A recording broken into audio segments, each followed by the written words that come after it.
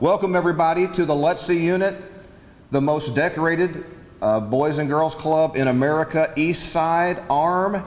Also the winner of the best overall program in the Boys and Girls Club movement 2.5 years ago. Unit Director Dwight Hancock right there. Say hi, Dwight.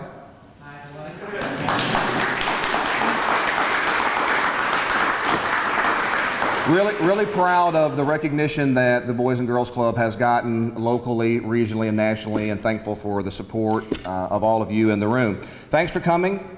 Big day for us here at the Boys and Girls Club of Green Bay East Side. Lots of familiar faces. Won't try to pick all of you out by name. I might be able to do about 2/3 of that, but there are some elected officials or representatives that I want to introduce quickly, and they can just do the wave. First of all, Camille Solberg, representing Senator Ron Johnson's office. Camille, thank you for being here. Troy Streckenbach, our county executive. He of the elbow bump. Eric Ginrich, state rep from the 90th district. Eric, a club regular, I might add. Gonna have to get a seat for you with your name on it. And Senator Dave Hansen. Dave, also a regular. Thank you. Really appreciate the support from all of our elected officials, both sides of the aisle, from all levels of government. We could not do what we do without your help. Our Youth Arts Initiative, which is the context for today, is something that we kind of got into almost 1.5 years or so ago. We're one of 3 clubs in America to take part in a pilot program with kind of a research focus, and really what we're trying to determine here is whether a world-class arts initiative can be delivered in a Boys and Girls Club setting.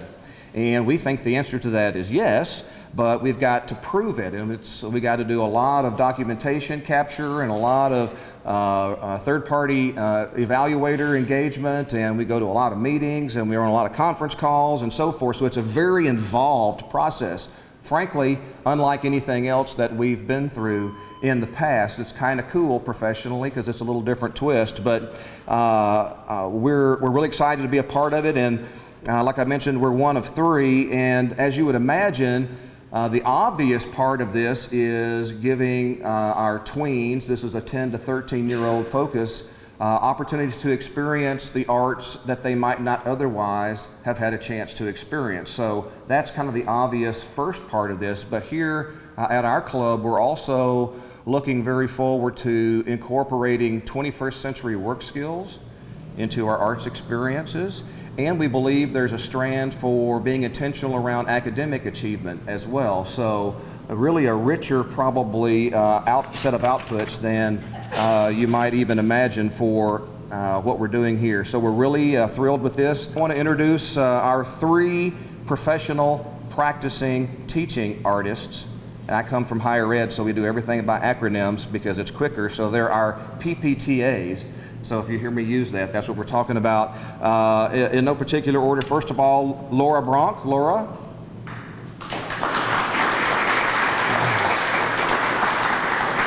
Laura comes to us with 20 years of experience, started when she was 6, teaching and owning her own dance studio here in town, and her expertise is around providing opportunities for club members who otherwise probably wouldn't get a chance to experience dance genres like tap, jazz, and ballet. Dancers benefit from her experience and the community connections in the world of dance. They get to visit studios, they obviously get to dance, they get to meet other dancers, and they get to attend top-of-line performances. So artist, PPTA number 1, Laura Bronk.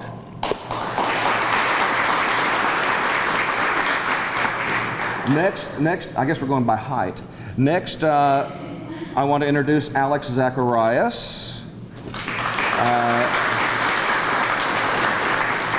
Many of you probably know Alex because he's been deeply involved in our community for a long time, since he moved north to Green Bay from Chicago, presumably to escape Jay Cutler, at least in part. In all seriousness, though, Alex is an Emmy Award-winning television producer with writing, directing, and editing skills in television programming, including news and documentaries. Under Alex's guidance, club members learn the basics of the field in studio production like lighting, camera work, and sound, but are also learning professional-level editing so they can become independent storytellers. For those of you that are here in the broadcast media, the next wave of talent is arising out of the Boys and Girls Club of Green Bay East Side program here with Alex.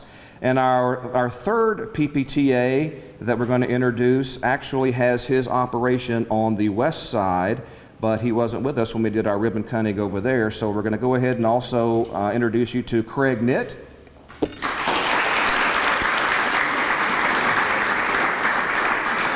Craig also comes to us with a couple of decades worth of experience teaching art. He's a published artist, co-founder of the Wildwood Film Festival, and also uses his passion for stand-up and improv comedy to keep classes entertaining. And if I struggle, we'll put him right up here at the podium and let him demonstrate some of that. Craig's program takes place at our Nagel unit, west side, as I said, but there is a display of his work here on the east side, and any of our artists will be available for you to talk with after we do our remarks and so forth here. But Craig's members used their artwork to create a role-playing game. They've learned Photoshop.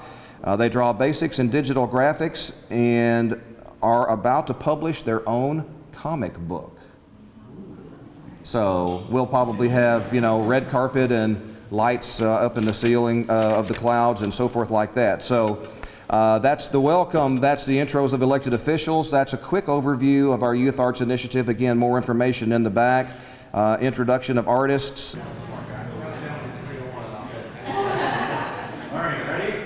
3, 2, 1.